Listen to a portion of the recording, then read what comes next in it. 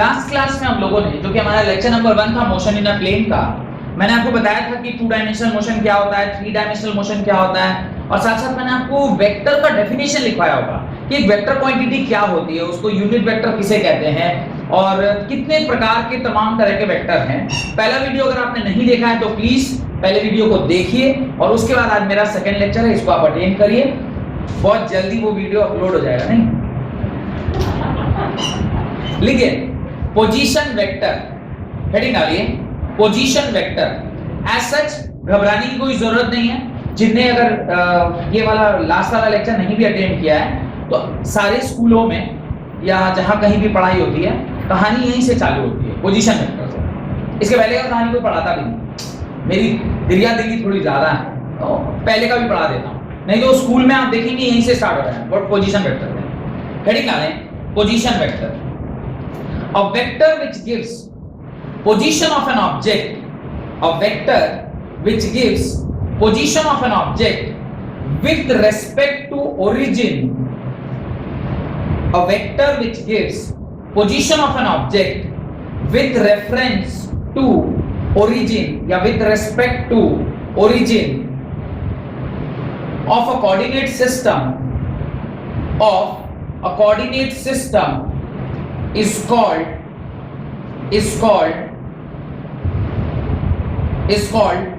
position vector, is called position vector। उसको ही हम क्या कहते हैं, पोजीशन वेक्टर कहते हैं। अब देखते हैं पोजीशन वेक्टर को कैसे डिफाइन किया जाता है। ये इस तरह का आपका कोऑर्डिनेट सिस्टम है और ये फिक्स्ड वेक्टर होता है। This is a fixed vector. मैंने फिक्स्ड वेक्टर का डेफिनेशन लिखवाया था।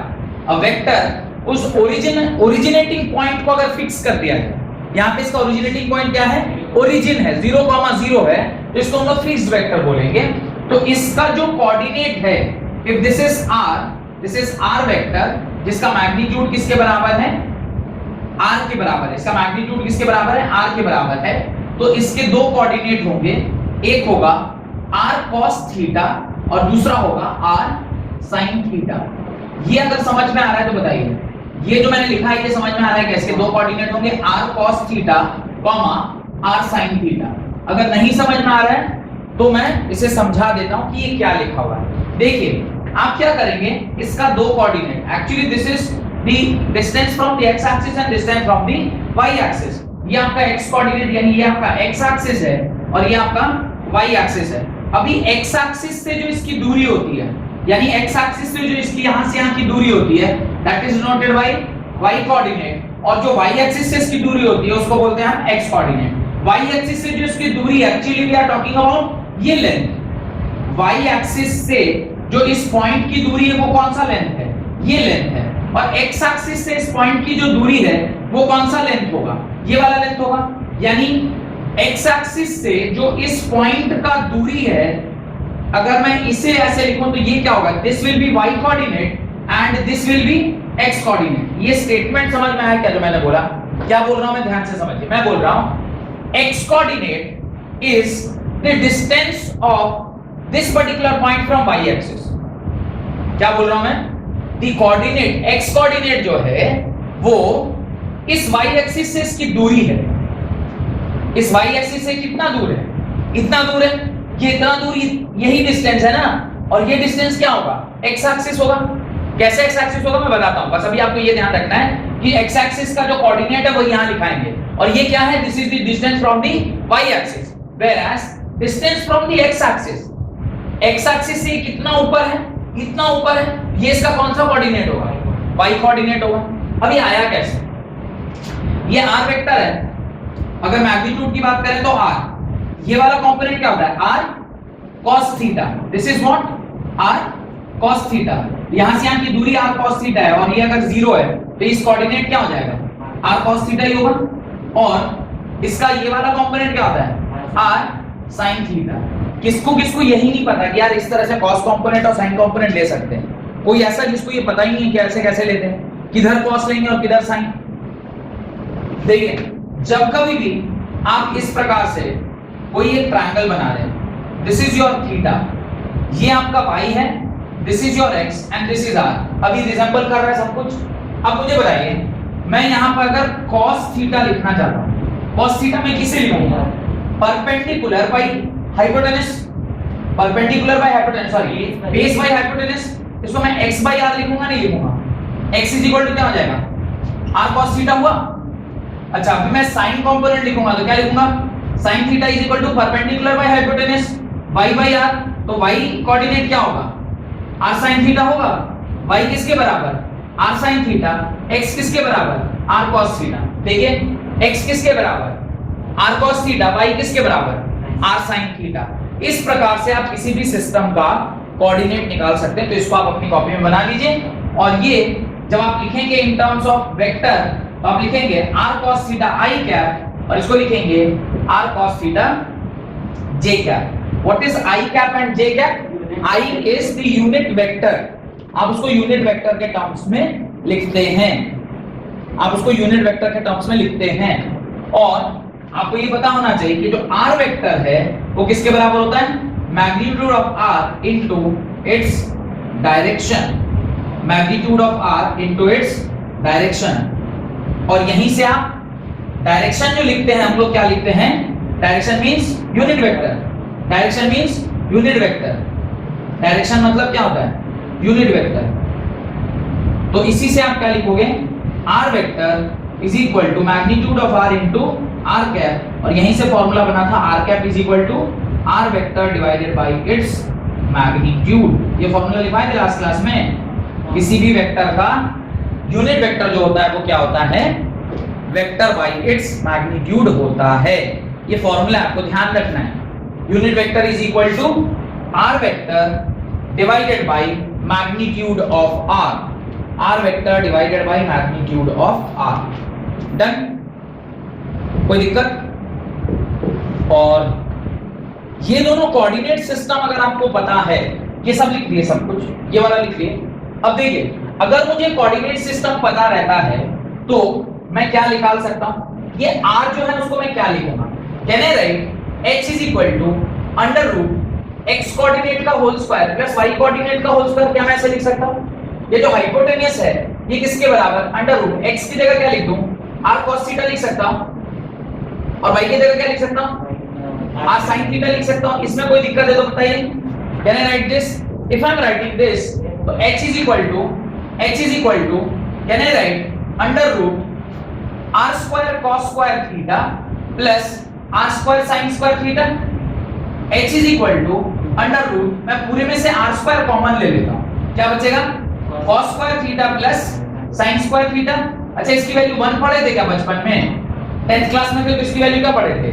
1 पढ़े थे। sin square theta plus cos square theta is equal to 1। Class 10 trigonometry में पढ़ाया गया होगा। अब इसको क्या हो गया? This is equal to under root r square and this implies h is equal to किसके बराबर? r के बराबर। ये इसका क्या है? मैग्नीट्यूड है। h किसके बराबर है? r के बराबर है। प्रूफ भी हो गया कि h किसके बराबर होता है? r के बराबर होता है। एंड ये बात अगर और समझ में आ गई तो मुझे एक स्लोप का कॉन्सेप्ट है वो भी समझ में आ जाएगा। स्लोप क्या है? tan theta. Slope of this line किसके बराबर होता है?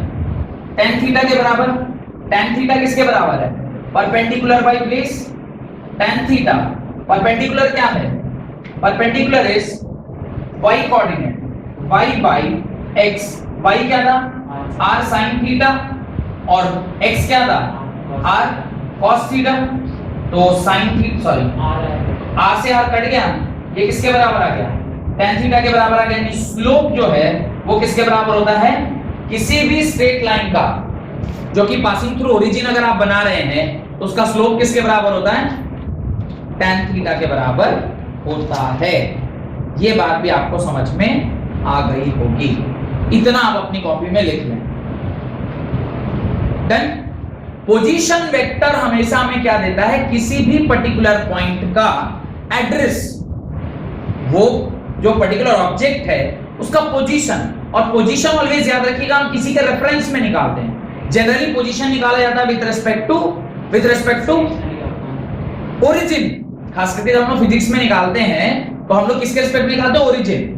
भाई मान लीजिए ये कोऑर्डिनेट सिस्टम है, ये कोना है, इस कोने से इस बच्चे की दूरी, इस कोने से इस बच्ची की दूरी, इस कोने, ये fix.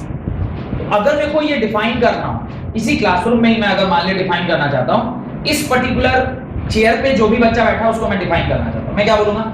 This is first row third column, first row third column, यही बच्चा का एड्रेस निकलेगा ना। ये आपने क्या किया? You have defined it with the help of two coordinates. What are the two coordinates? One is row and one is column. Row can be considered as x axis and column can be considered as y axis. जहां पर वो दोनों first row third column, जहां पर वो दोनों क्या करेंगे? मिलेंगे, that will be the position of that particular boy जो उस जगह पे बैठा हुआ होगा। समझ में आ रहा है? इसी प्रकार से जब कभी भी किसी पॉइंट को हम डिफाइन करते हैं तो उसका एक कोऑर्डिनेट होगा। अब कार्टेशियन सिंबल, कार्टेशियन सिस्टम में आप इसको xy लिखते हैं। याद करिए जब आप क्लास 10th में थे, कोऑर्डिनेट पढ़ रहे थे, तो आपने x, y से डिफाइन किया था।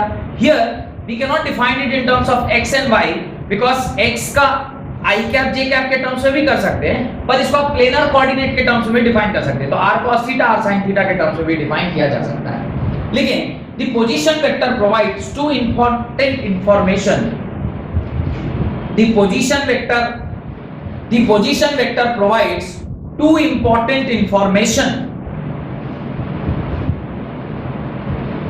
Position vector provides two important information. पहला, it tells us about the minimum distance of an object from the origin. It tells us about the minimum distance of an object from the origin. Origin से उस object की जो न्यूनतम दूरी है, minimum distance है, उसके बारे में आपको इंफॉर्मेशन मिलता है। Got it? तो ये पहला इंफॉर्मेशन। Why मिनिमम दूरी? Because always हम इस चीज को किस लाइन से जोड़ते हैं? Straight line. स्ट्रेट लाइन किसी भी दो पॉइंट के बीच का सबसे मिनिमम दूरी होता है। आपने डिस्प्लेसमेंट के डेफिनेशन में क्लास 9 में पढ़ा होगा। The shortest distance between any two points is known as displacement. Displacement is the shortest path taken by the object. जो सबसे छोटी पाथ होती है उसी को क्या बोलते हैं? ये डिस्प्लेसमेंट बोलते हैं। और वो भी क्या होना चाहिए? Straight. A straight line joining the original initial position and final position is known as displacement. तो पहला इंफॉर्मेशन जो हमें यहां से मिलता है वो क्या है? It tells us about the minimum distance of an object from the origin. Second, it tells us about the direction of the object with respect to origin. Second, it tells us about the direction of the object with respect to origin. Second जो information मिलती है, किस दिशा में है, in which direction it is situated, in which direction it is present. आपको direction के बारे में यहां से सेकंड इंफॉर्मेशन मिलता है कि वो किस दिशा में है। Second information. तो दो बातें हमें यहां से पता चली। पहली क्या बात पता चली? फर्स्ट चीज वो उसकी दूरी क्या है, सेकंड चीज उसका डायरेक्शन। अच्छा, जहां कहीं भी दूरी और डायरेक्शन मुझे एक साथ मिल जाए तो वेक्टर बन गया, नहीं बन गया? मैग्नीट्यूड एंड डायरेक्शन दोनों चीजें एक साथ मिल गई तो वेक्टर बन गया। इसलिए आपने क्या लिखा? Position vector is equal to magnitude into its direction. Direction is what? R cap. R cap means the direction in which that particular vector is projected. वो डायरेक्शन है। अभी this is not in x direction, this is not in y direction. This is in a some direction which is making an angle of theta from x axis. ये जो R cap है वो क्या है? It is in some direction which is at an angle of theta from the x axis. x axis से theta angle पर वो direction में जा रहा है। तो ये वेक्टर है। वेक्टर का ज्ञान होना बहुत जरूरी है, क्योंकि अगर ये नहीं समझेंगे ना कि वेक्टर किधर जा रहा है, किधर मूव कर रहा है, वो क्या एंगल बना रहा है, याद रखिएगा जब कभी भी आप डायरेक्शन निकालते हैं, डायरेक्शन ऑलवेज कैलकुलेट होता है with respect to x axis. कितना? 5 degree, 10 degree, 20 degree, 30 degree, 100 degree, कितना, कहां पर है। तो डायरेक्शन आपको हमेशा एंगल से पता चलता है। इसलिए यहां पे आपने क्या निकाला? tan theta. और यहां से थीटा जो निकलेगा वो क्या होगा? tan inverse y by x। Theta क्या आएगा? tan inverse y by x। tan theta is equal to y by x है, तो theta is equal to tan inverse y by x। तो tan इनवर्स की कुछ वैल्यूज को आपको पता याद रखना पड़ेगा। tan इनवर्स 10 डिग्री की क्या वैल्यू होती है, 15 की क्या होती है, 30 की क्या होती है, 45 की क्या होती है, 60 की क्या होती है, कुछ वैल्यूज आपको याद रखना है। Next, displacement vector. हेडिंग डालें displacement vector. Position vector clear हुआ? I hope position vector clear होगा। Next displacement vector, right about displacement vector. अब देखिए व्हाट इज डिस्प्लेसमेंट वेक्टर। आप अब क्या कर रहे हैं, किसी एक बॉडी को एक जगह से दूसरी जगह क्या कर रहे हैं, डिस्प्लेस कर रहे हैं।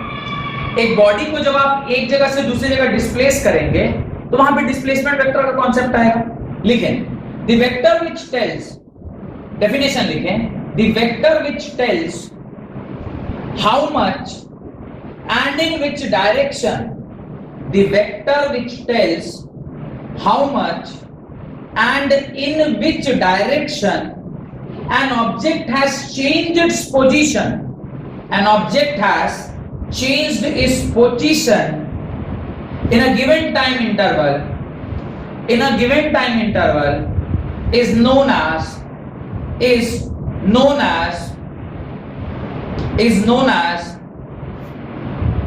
displacement vector, is known as displacement vector। ध्यान से देखिएगा, आपको समझ में आ जाएगा कि what is a displacement vector. Displacement vector को समझने के लिए आपको दो पॉइंट लेना होगा। Suppose this is your first point A and this is your second point B. ये दो point, A is first point and C है। अभी ए का अपना एक पोजीशन है और उसका जो कोऑर्डिनेट है उसमें मैं बोलूंगा x1, y1। सिमिलरली b का अपना एक पोजीशन है, इसको मैं बोलूंगा x2, y2। यहां तक मेरे ख्याल से कोई हेडेक नहीं होना चाहिए आपको। अब अगर कोई पूछे कि एक बॉडी a से b को क्या कर गई है, मूव कर गई है। a से वो बॉडी क्या कर गई है, b को मूव कर गई है। x1, y1 is the position of coordinate a, x2, y2 is the position of coordinate b। दो पोजीशन है। जब बॉडी a से b को मूव की, ये straight line is the shortest distance, तो it will be known as displacement. Displacement is a vector quantity. तो जब कभी भी टॉक अबाउट वेक्टर क्वांटिटी, हमें वहां दो बातें पता चलनी चाहिए। क्या क्या?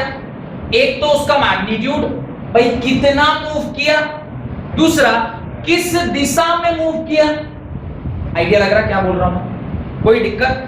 ये जो मैं बता रहा हूं डिस्प्लेसमेंट वेक्टर अगर क्लियर नहीं होगा ना तो फिर वेक्टर्स, पहले तो वेक्टर ही नहीं समझ में आ रहा है। वेक्टर अगर समझ में आ गया तो डिस्प्लेसमेंट का क्लियर होना जरूरी है कि कैसे आप किसी भी बॉडी का डिस्प्लेसमेंट निकालते हैं। क्योंकि अभी तक आप जानते हैं velocity is equal to displacement by time. How to calculate displacement? 5 metre वो तो डिस्टेंस हुआ, डिस्प्लेसमेंट कैसे निकालेंगे? तो डिस्प्लेसमेंट निकालना पड़ता है उसके वेक्टर से। वेक्टर पता चलता है कोऑर्डिनेट सिस्टम से। तो अगर धीरे धीरे वो चीजें क्या होती जा रही है, कॉम्प्लिकेट होती जा रही है। तो एक एक करके सारा कॉन्सेप्ट आपको सीखना है। Got it? तो सबसे पहला कॉन्सेप्ट आपको पोजीशन वेक्टर सिखाया गया। पोजीशन वेक्टर मतलब किसी एक पॉइंट का ओरिजिन के रिस्पेक्ट में क्या कोऑर्डिनेट है और वो किस दिशा में है, दैट इज पोजीशन वेक्टर। अभी बॉडी मेरा ए पर था, वो किसी पोजीशन पर है। इस क्लास में ये बच्ची यहां बैठी है, अभी यहां से उठ के वहां चली गई, तो इस कॉर्नर से इसका कुछ एक पोजीशन है। This is position A. She has moved from this position to that position. She has moved from position A to position B. तो मैं देखूंगा what is her displacement and what is the direction of displacement. तो कितना displace की, आप यहां से वहां का डिस्टेंस निकाल लोगे, तो वो उसका मैग्नीट्यूड हो गया। स्ट्रेट लाइन का जो डिस्टेंस होगा दैट विल बी मैग्नीट्यूड। और किस दिशा में गई, मैं बता रहा हूं आपको, उस दिशा में गई। ये तो हो गया ना कि उस दिशा में गई। अभी एग्जैक्ट एंगल निकालना होगा ना। ये अगर आपका हॉरिजॉन्टल लाइन है तो हॉरिजॉन्टल लाइन से ऐसे इस दिशा में, तो आपको दो चीजें चाहिए किसी भी वेक्टर क्वांटिटी को डिफाइन करने के लिए। तो आपने ऐसा पोजीशन वेक्टर को लिख दिया। अब ये जो आपका पहला वाला वेक्टर था, इसको आपने r1 वेक्टर से डिनोट किया। r1 वेक्टर ये दोनों कोऑर्डिनेट है और r1 vector means it is having some magnitude as well as direction. Similarly this is your r2 vector. r1 and r2 are what? r1 and r2 are the position vectors। r1 and r2 are the position vectors। अब मेरे को कोई displacement vector पूछेगा, displacement vector क्या होगा? तो displacement vector will be equal to R2 minus R1। आप R2 में से क्या करोगे, R1 को माइनस कर दोगे। अब R2 में से R1 आप कैसे माइनस करोगे उससे पहले मैं समझाता हूं। R1 इज इक्वल टू क्या है, x1 i cap plus y1 j cap लिख सकता हूं। देखिए जो लोग लास्ट क्लास नहीं अटेंड किए हैं उनको दिक्कत हो सकती है समझने में। In case of vector x axis is known as i cap, y axis is known as j cap. बता रहा हूं, फिर से बता रहा हूं। x एक्सिस को क्या बोलते हैं, i कैप, y एक्सिस को क्या बोलते हैं, j कैप। तो अभी इसका ये x, y क्या है, ये वाला कोऑर्डिनेट इज x1, ये वाला कोऑर्डिनेट इज y1। x1 किस एक्सिस में है, x एक्सिस में, तो क्या लिखा है, x1 i cap plus y1 j cap. अब समझ में आ रहा है। Second, how can you define R2 vector, R2 vector क्या लिखेंगे, x2 i cap plus y2 j cap. अभी ये वाला जो वेक्टर है, ये वाला जो पोजीशन है इसको क्या बोलेंगे, y2, और ये वाला जो पोजीशन है इसको क्या बोलेंगे, x2। ये x2 कहां पे पड़ रहा है, on the x axis, x2 i cap plus y2 j cap. दोनों को सब्ट्रैक्ट करना है। आप क्या लिखोगे, x2 i cap plus y2 j cap minus x1 i cap plus y1 j cap. Displacement का डेफिनेशन है position vector of second point minus the position vector of first point. Position vector को कैसे define किया, तो जो उसके coordinate थे उसको वेक्टर फॉर्म में रिप्रेजेंट करने के लिए हमने उसके सामने i कैप और j कैप पुट कर दिया, तो ये उसका पोजीशन वेक्टर डिफाइन हो गया। पोजीशन वेक्टर वंस डिफाइन हुआ तो आपने उसको यहां पर फॉर्मूले में पुट किया। पहले यहां तक सारा चीज लिखिए, फिर धीरे धीरे आगे का कॉन्सेप्ट मैं आपको बताता हूं। यहां तक पहले लिखिए। अब हम लोग इसको क्या करेंगे, थोड़ा सा सॉल्व करते हैं। सॉल्व कैसे होगा देखिए, मैं क्या करता हूं, सारे x एक्सिस को एक जगह ले आता हूं, मैंने i कैप वाले को एक जगह ले आता हूं। x2 i कैप ये माइनस x1 i कैप होगा क्या, देखिए तो, plus y2 j cap minus y1 j cap होगा क्या, देखिए तो ठीक से। क्या किया, इसको पहले खोल लिया और खोलने के बाद i कैप वाले को एक जगह कर दिया और j कैप वाले को एक तरफ। ऑब्वियसली आप x एक्सिस में जो भी कोऑर्डिनेट है उसको एक जगह रखेंगे और y कोऑर्डिनेट वाले को एक जगह रखेंगे। अच्छा यहां पे क्या लिख सकता हूं, x2 minus x1 i cap, क्योंकि ये मैग्नीट्यूड है और ये i कैप क्या है, डायरेक्शन है, तो डायरेक्शन बाहर कर लिया, मैग्नीट्यूड एक तरफ, और इसको क्या लिखूंगा, y2 minus y1 j cap. This is what is called as displacement vector. ये आपका डिस्प्लेसमेंट वेक्टर का फॉर्मूला हो गया। This is the formula for displacement vector. Displacement कैसे निकालते हैं किसी भी दो पॉइंट सिस्टम का, आप दोनों के कोऑर्डिनेट को लिख दीजिए, x2 minus x1 plus y2 minus y1। चूंकि x कोऑर्डिनेट था तो i वेक्टर और y कोऑर्डिनेट था तो j क्या। जो यहां किया, किसी भी पोजीशन को निकालना था तो क्या लिखा, दोनों कोऑर्डिनेट दिया हुआ था, x के सामने i लिखा दिया और y के सामने j। अभी डिस्प्लेसमेंट निकालना है, यानी final position minus initial position. Final position क्या है, x2 y2, इनिशियल पोजीशन क्या है, x1 y1। दोनों के x एक्सिस को माइनस किया, दोनों के y एक्सिस को माइनस किया, आपको क्या निकल गया, तो ये क्या हो गया, ये वेक्टर है या उसका मैग्नीट्यूड है, दिस इज इट्स मैग्नीट्यूड। अब मेरे को वेक्टर निकालना चाहिए, नहीं अब मैं इसका वेक्टर निकालूंगा। वेक्टर कैसे निकलेगा, हाँ मतलब इसका मैग्नीट्यूड नहीं, ये इसका वेक्टर ही है। मैग्नीट्यूड और वेक्टर अलग अलग मैं लिख के दिखाता। अब जब मैं इसे tan थीटा लिख रहा हूं, आप मुझे बताइएगा ये दूरी क्या होगी, ये दूरी क्या होगी, ये होगी परपेंडिकुलर, और यही दूरी तो यही दूरी भी है ना, तो ये क्या है, ये यहां से यहां y2 और यहां से यहां y1 है, तो ये क्या हो जाएगा, y2 माइनस y1 होगा। यहां से ध्यान दीजिए, इस दूरी को ही तो मैं एक बेस बोलूंगा, ये बेस है, यहां से यहां क्या है और यहां से यहां, तो ये क्या हो जाएगा, x1 माइनस x2, ये हो जाएगा x1 माइनस x2, ठीक है। जबकि होना चाहिए x2 माइनस x1, पर ये क्यों उल्टा आ रहा है, क्योंकि वहां पे ये एंगल ग्रेटर देन 90 डिग्री है। अगर ये पॉइंट उधर मूव कर रहा होगा तो थीटा क्या होता, tan थीटा पॉजिटिव आता, तो फिर ये भी क्या हो जाता, पॉजिटिव। लेकिन ये किधर मूव कर रहा है, पीछे की ओर मूव कर रहा है। ये मैंने कभी ना कभी आपको जरूर बताया होगा कि tan थीटा का वैल्यू होता है पॉजिटिव जब थीटा का वैल्यू लाई करता है 90 से लेकर 0 के बीच में। Point number 1। Point number 2, tan theta का वैल्यू होता है नेगेटिव, tan थीटा का वैल्यू होता है नेगेटिव जब थीटा की वैल्यू लाई करती है, थीटा की वैल्यू लाई करती है 180 से 90 के बीच में। और तीसरा, tan theta is equal to होता है इनफाइनाइट। tan थीटा किसके बराबर होता है, इनफाइनाइट, जब थीटा इज इक्वल टू क्या होता है 90 डिग्री। ये तो आप लोग क्लास 10th में भी पढ़े होंगे। वो टेबल याद करिए, जो टेबल आपने बनाया होगा ना, tan 0, tan 90, उसमें tan 0 क्या होता है, 0, और tan 90 क्या होता है, इंफिनिटी, बिकॉज नीचे cos 0 क्या हो जाएगा, 0, समथिंग बाय 0 इज इनफाइनाइट। तो इस प्रकार से जब आप tan थीटा निकालोगे तो जनरली tan थीटा का फॉर्मूला होता है y by x। tan theta का फॉर्मूला क्या होता है, y by x। यहां पे क्या लिखोगे, y कोऑर्डिनेट क्या है, y2 minus y1, नीचे क्या आएगा, x2 minus x1। तो tan थीटा का फॉर्मूला निकल के आ रहा है y2 minus y1 by x2 minus x1। इसको भी आप क्या कर लीजिए, डब्बे में बंद कर लीजिए। ये आपका कोऑर्डिनेट। अभी जब इस पर्टिकुलर केस के लिए आप निकालिएगा तो ये नीचे वाला क्या आएगा, x1 minus s2 हो जाएगा, और एक्चुअली यहाँ पे एक नेगेटिव साइन आ जाएगा जो बता रहा है कि मेरा tan थीटा ग्रेटर देन क्या है, 90 डिग्री। देखिए tan थीटा आपका ग्रेटर देन 90, एक्चुअली ये थीटा होता नहीं है, थीटा तो ये होता है, दिस इज थीटा, ये होता है 90 माइनस थीटा। पर हम लोग थीटा जो कि ग्रेटर देन 90 है तो कैलकुलेट इसी प्रकार से करते हैं, ठीक है। वो थोड़ा सा मैथमेटिक्स है, बहुत ज्यादा उसके बारे में चिंतन नहीं करना है, बस इतना सोचना है कि ऐसे हो रहा है।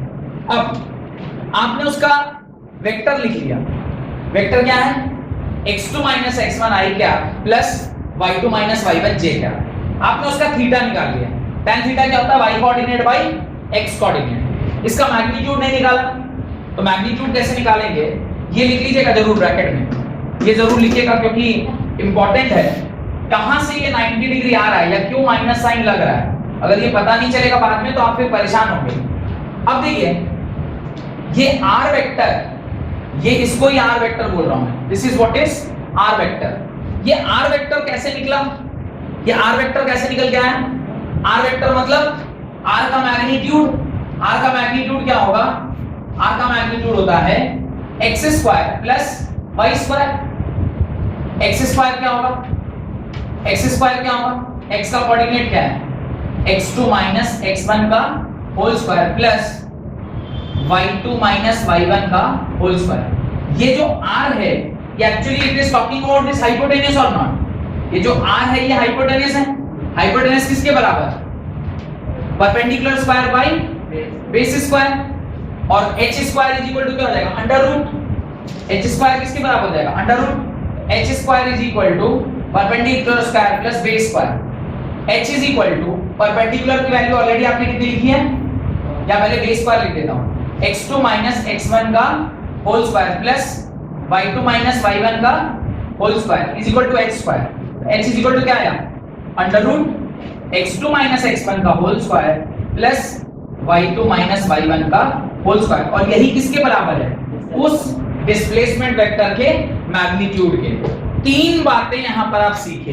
पहला, पोजीशन वेक्टर किसे कहते हैं, तो पोजीशन वेक्टर कैसे कहते हैं भाई, किसी भी एक पॉइंट का जो पोजीशन है विद रिस्पेक्ट टू ओरिजिन उसको आप x i कैप और y j कैप के टर्म्स में लिखेंगे तो उसका पोजीशन आ गया। एक बार आपको पोजीशन पता चल गया तो आप डिस्प्लेसमेंट वेक्टर किसी भी पर्टिकुलर बॉडी का निकाल सकते हैं। वो यहां पर था, अभी मूव करके यहां चला गया, तो डिस्प्लेसमेंट निकालने का तरीका है final position minus initial position. ऐसा यही बचपन से भी तो यही पढ़ते आ रहे हैं। डिस्प्लेसमेंट निकालने का क्या तरीका होता है, फाइनली जो जहां पर है माइनस करके आप उसको इनिशियल जहां पर है उसको माइनस कर दीजिए, माइनस करिएगा आपका आंसर आ जाएगा। आपने उसको वेक्टर फॉर्म में माइनस किया, मैंने थोड़ी देर पहले यहां पे लिखा था, माइनस किया तो आपने r1 r2 वेक्टर डिफाइन किया, उसको माइनस किया तो आपका वेक्टर निकल के आया displacement vector is equal to x2 minus x1 plus y2 minus y1। ये आपका वेक्टर निकल के आ गया। Once you are okay with the vector, किसी भी वेक्टर का दो चीजें होती है, एक उसका मैग्नीट्यूड, एक उसका डायरेक्शन। मैग्नीट्यूड इसका कैसे निकलेगा, तो यही एक ट्रायंगल बन रहा है, ये r वेक्टर जो है इसका मैग्नीट्यूड r मॉडुलस, और वो किसके बराबर, हाइपोटेनस, क्योंकि यहाँ पे एक ट्रायंगल बन रहा है वो उसका हाइपोटेनस है।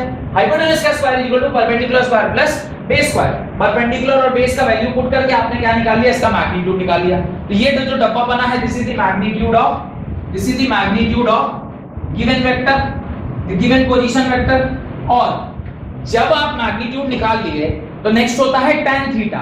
tan थीटा कैसे निकलता है, y by x से, y कोऑर्डिनेट जो भी था डिवाइडेड बाय x कोऑर्डिनेट, तो y था y2 minus y1 और x था x2 minus x1, आपने उसको डब्बे में बंद कर लिया, दैट इज योर। तो किसी भी बॉडी का पोजीशन वेक्टर आप बड़ी आसानी से इस प्रकार से निकाल सकते हैं। Got it? कोई डाउट है तो पूछिए। नहीं, एक सवाल लिखिए, right. Let position of the object at point 1, let position of the object at point 1 is equal to 3i cap plus 4j cap. Position of the object at point 1 is equal to 3i cap plus 4j cap. 4j cap ये position vector है first point का। The object moves from the object moves to r2 vector is equal to 5i cap minus 6j cap, 5i cap minus 6j cap. Find point number 1, the displacement vector, its magnitude and direction. Find the resultant vector, its magnitude and direction. Solve कीजिए। काफी सरल है ये particular सवाल। आपको r1 vector दिया हुआ, कितना दिया था r1 vector, 3i cap plus 4j cap, ये आपको r1 वेक्टर दिया हुआ है।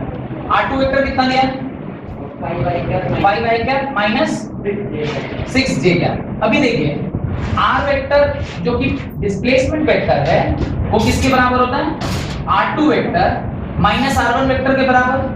r2 वेक्टर क्या है, 5i cap minus 6j cap, और ये minus sign 3i cap plus 4j cap. यहां तक कोई दिक्कत?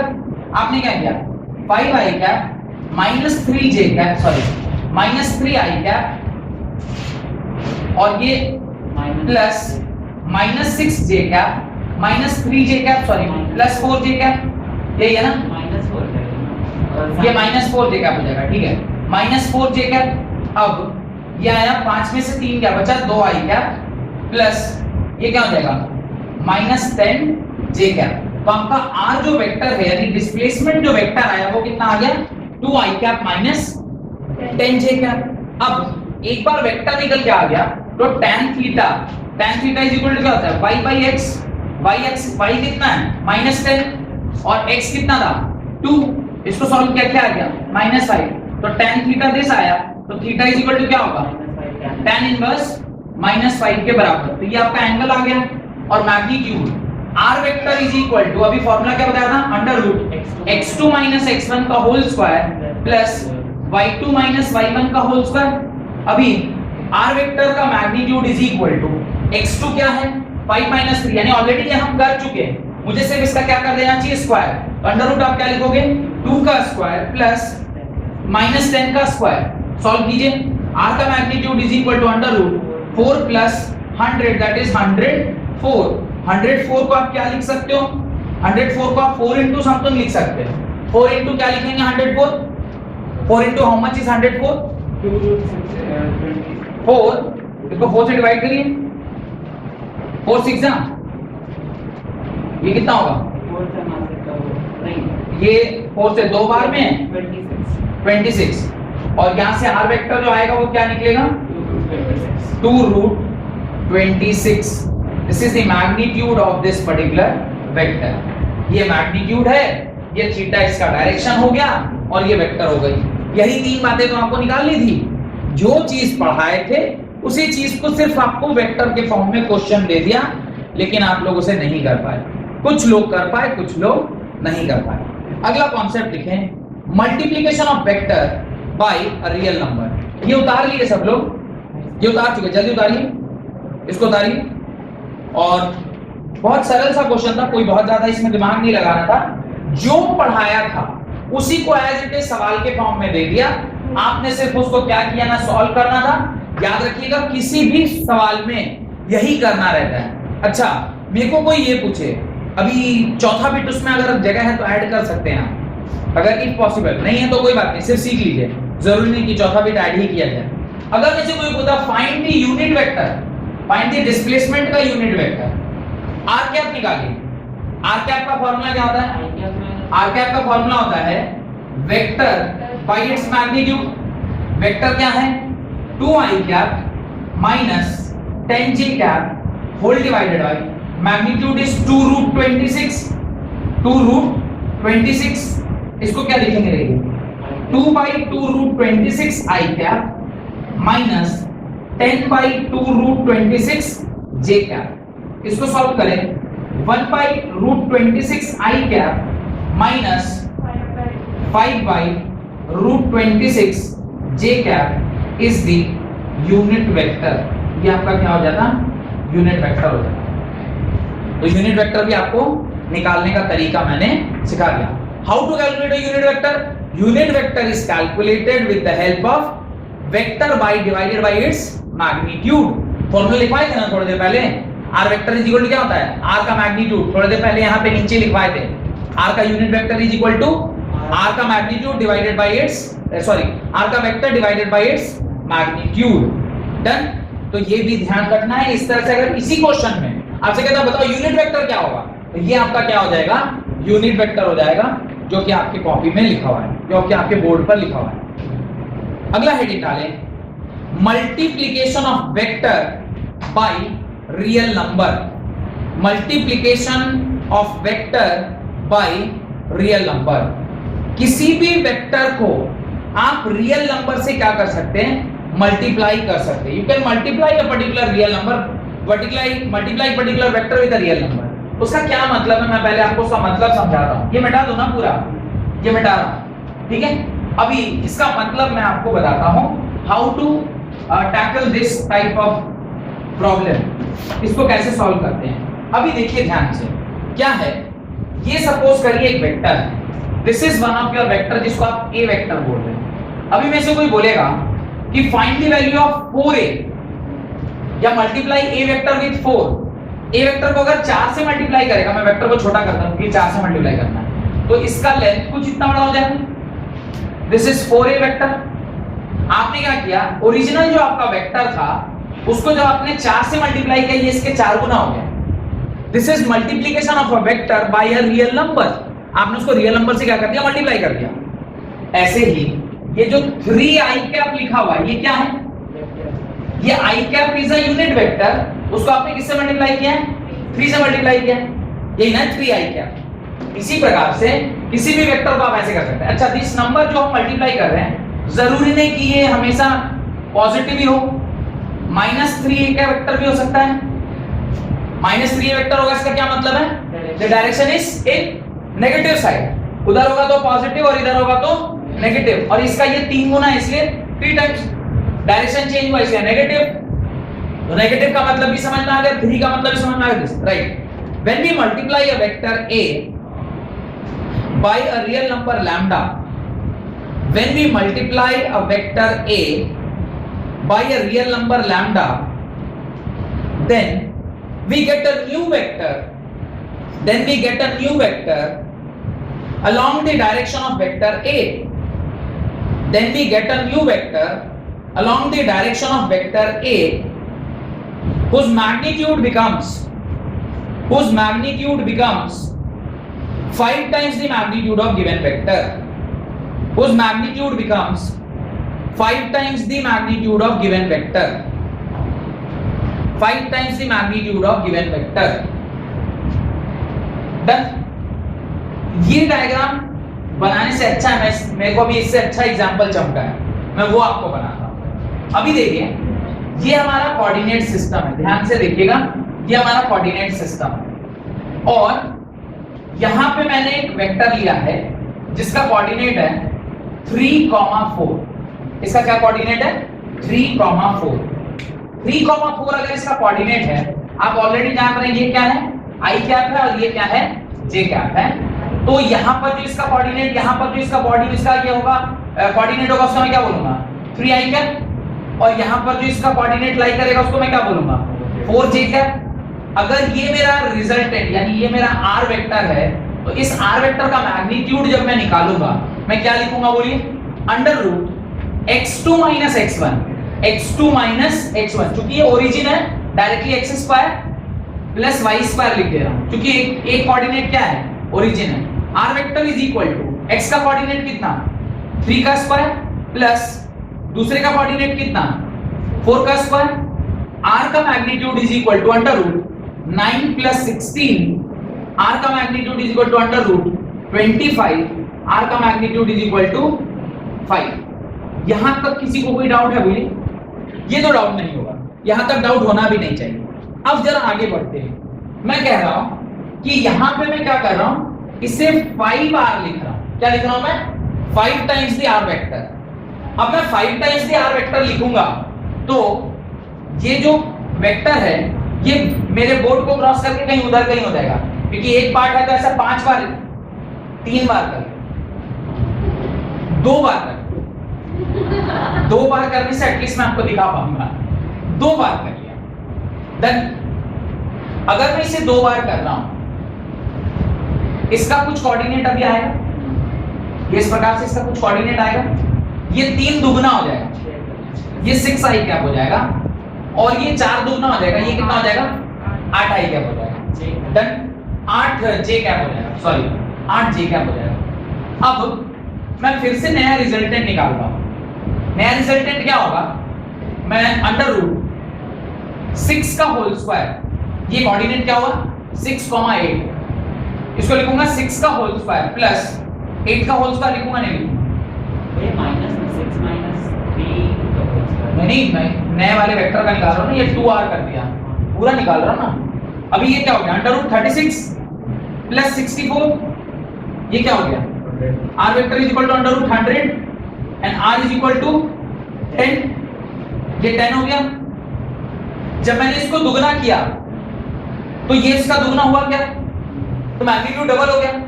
अब इस स्टेटमेंट को पढ़िए, when we multiply a vector a by a real number lambda, then we'll get a new vector along the direction, नया वेक्टर क्या होगा, उसी के डायरेक्शन में होगा, along the direction of vector a whose magnitude becomes lambda times the magnitude of given vector। अब भाई 2 गुना किया तो मैग्नीट्यूड कितने गुना हो गया, 2 गुना हो गया।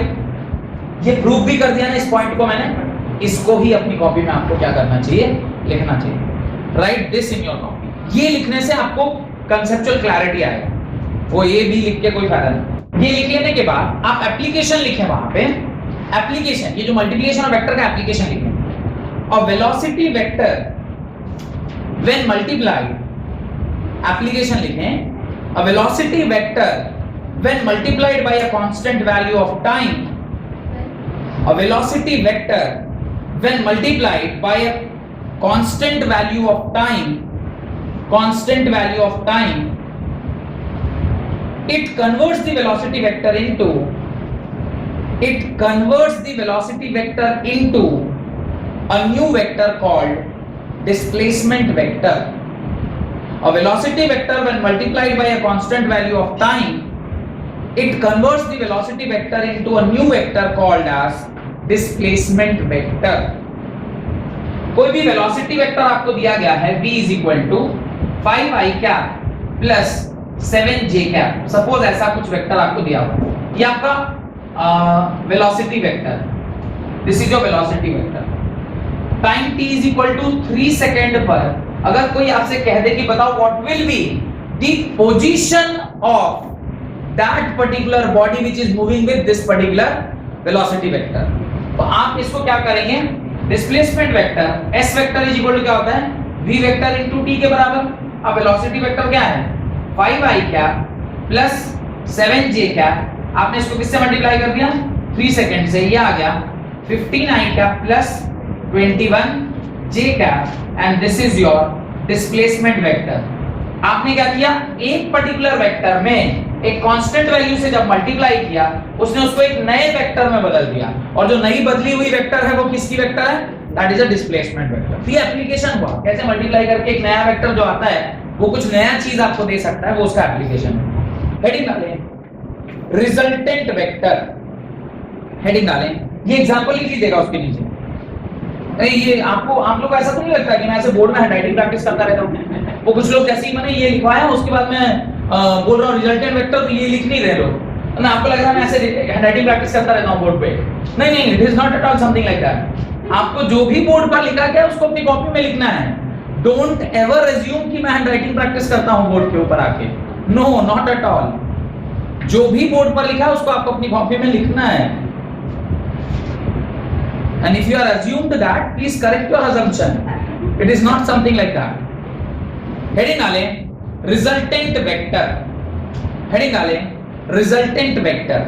अब देखिए, अब हम लोग धीरे धीरे, हाँ कुछ हो गया, कोई प्रॉब्लम है भैया? जैसे यहाँ पे टाइम मल्टीप्लाई किया है, हाँ। मतलब मैं पूछना चाहता हूँ, टाइम मल्टीप्लाई किया तो टाइम तो कभी भी सेकंड मतलब नेगेटिव में नहीं आता, नहीं हो सकता। लेकिन वो इससे पहले मल्टीप्लिकेशन वाले में आप बोले कि जो नंबर मल्टीप्लाई किया है वो नेगेटिव भी हो सकता है। हाँ क्यों नहीं हो सकता? तो मतलब अभी यही अगर यहाँ -7 कैप होता तो ये -21 कैप हो गया होता। तो जो नंबर मल्टीप्लाई कर रहा है, अरे ये तो पर्टिकुलर एग्जांपल दिया गया है ना। अब यहाँ ना टाइम नहीं हो सकता, पर कुछ तो ऐसा एग्जांपल होगा जहाँ पे नेगेटिव नंबर भी मल्टीप्लाई कर सकते हैं, इसमें नहीं हो सकता। कहीं तो ऐसा होगा जहाँ पे हम नेगेटिव से भी मल्टीप्लाई कर सकते हैं, कहीं तो ऐसे एग्जांपल होंगे। नहीं कारण टाइम के केस में नहीं होगा, पर कुछ तो ऐसा होगा जहाँ पे नेगेटिव नंबर से भी मल्टीप्लाई हो रहा होगा। टाइम छोड़ दीजिए, और तो कोई पैरामीटर होगा जो नेगेटिव होता होगा। अभी डिस्प्लेसमेंट ही नेगेटिव हो सकता है, तो वेलोसिटी को वेलोसिटी नेगेटिव और टाइम पॉजिटिव, तो भी तो आंसर नेगेटिव आया। That also can be a case. खैर रिजल्टेंट वेक्टर, अब देखिए यहां से धीरे धीरे हम वेक्टर को और करीब से जानने की कोशिश कर रहे हैं, क्योंकि जहां कहीं भी वेक्टर, अभी देखिए अभी तक हमने एक से ज्यादा वेक्टर के बारे में कहीं बात नहीं किया। अभी तक जहां भी बात किया है सिर्फ एक वेक्टर था। अभी एक से ज्यादा वेक्टर के बारे में बात करेंगे। एक से ज्यादा वेक्टर के बारे में जब कभी भी हम बात करते हैं, फिर वहां पे ना क्या होने लगता है, केसेस बनने लग जाता है। अब केसेस कैसे बनेंगे? दो वेक्टर हैं जो पैरेलल हैं, दो वेक्टर हैं जो एंटी पैरेलल हैं, दो वेक्टर हैं जो पैरेलल नहीं है। अब पैरेलल नहीं है तो वो फिर क्या बनाएगा? एंगल इस तरह का एंगल बनाएगा, और जब एंगल बनाएगा तो फिर वो क्या कहलाता है? Coplanar vector. तो coplanar vector with which are non parallel, फिर वहां पे ना लॉ ऑफ एडिशन आना स्टार्ट हो जाता है। जैसे triangle law of addition, parallelogram of law of addition और polygon law of addition.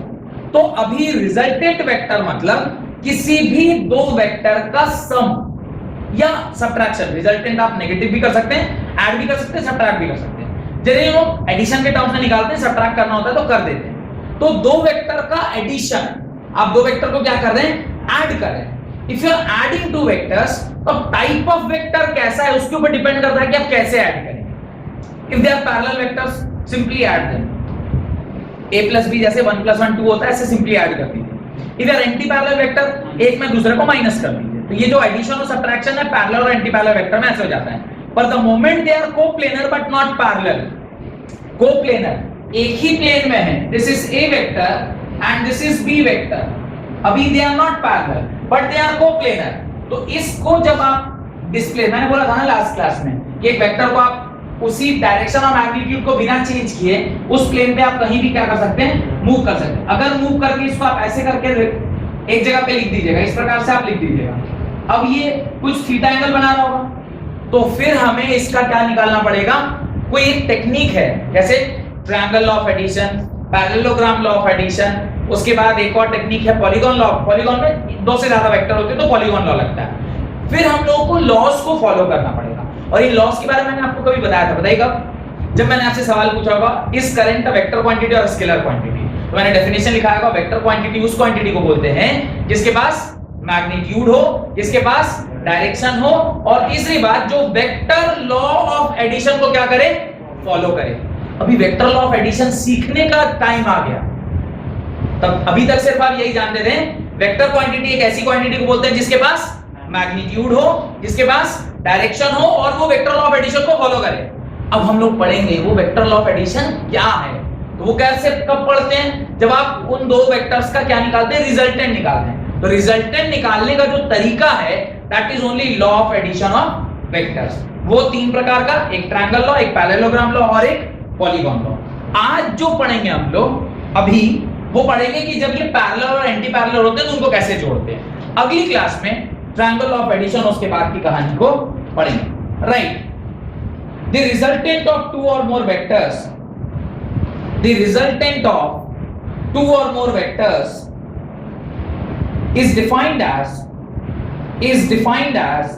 the single vector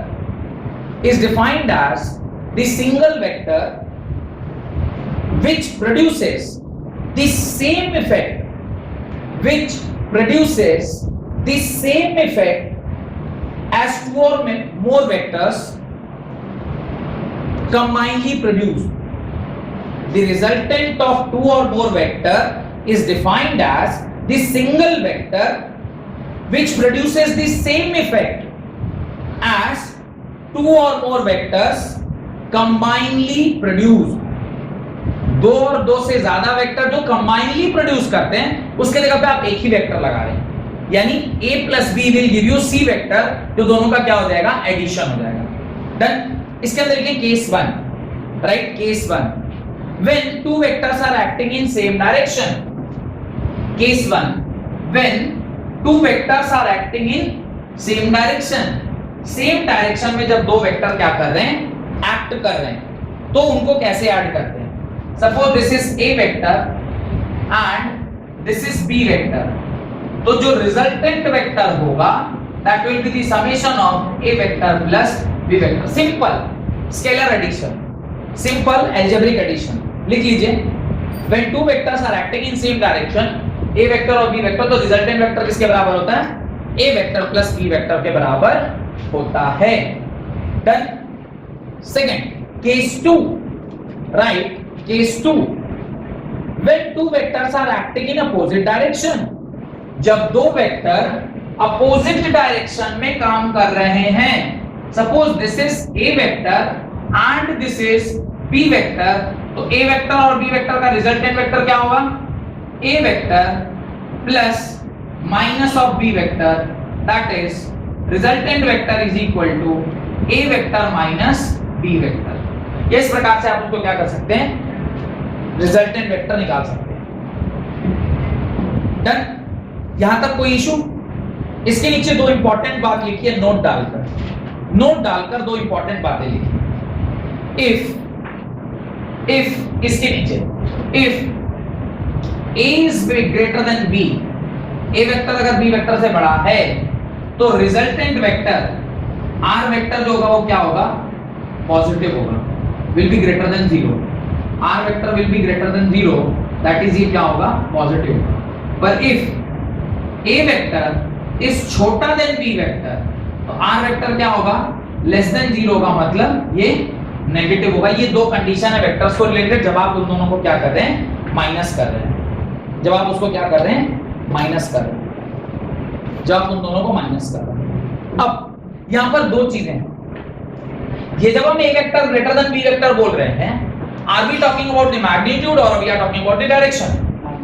we are only talking about the magnitude. याद रखिएगा, डायरेक्शन तो ऑलरेडी नेगेटिव डाल दिया, तो डायरेक्शन और we are not considering. Even if we have written the vector, but the greater than और less than का symbol किसके लिए लगाया है, only for the magnitude, because negative already sign डाला हुआ है, एक तो पीछे है, तो इसके लिए हम लोग ओनली मैग्नीट्यूड कर रहे हैं। 5 10 15 20, अगर ऊपर वाला 5 है नीचे वाला 10 है तो -5 आएगा। -5 का मतलब ये पीछे जा रहा है, और अगर ये 15 है ये 5 है तो वो पॉजिटिव 10 आएगा, वो पॉजिटिव आ जाएगा। तो ये r ग्रेटर देन 0 और ये लेस देन 0 का मतलब है we are only talking about the magnitude, not the direction, because direction is already being considered. Example 1 लिखिए। Example number 1, a vector is equal to 10 i cap, a vector is equal to 10 i cap, b vector is equal to 5 i cap. A vector is equal to 5i cap. अभी आपको इसको क्या करना है, add करना है। तो अभी पहला वेक्टर क्या है, a vector is equal to 10i cap और b vector is equal to 5i cap. Both are in same direction और in opposite direction, same direction. तो रिजल्टेंट वेक्टर क्या होगा, 10i cap plus 5i cap that is equal to positive 15i cap. Done. Example number 2 लिखे, a vector is equal to 5i cap, a vector is equal to 5i cap and b vector is equal to -10, b vector is equal to -10 i cap, -10i cap.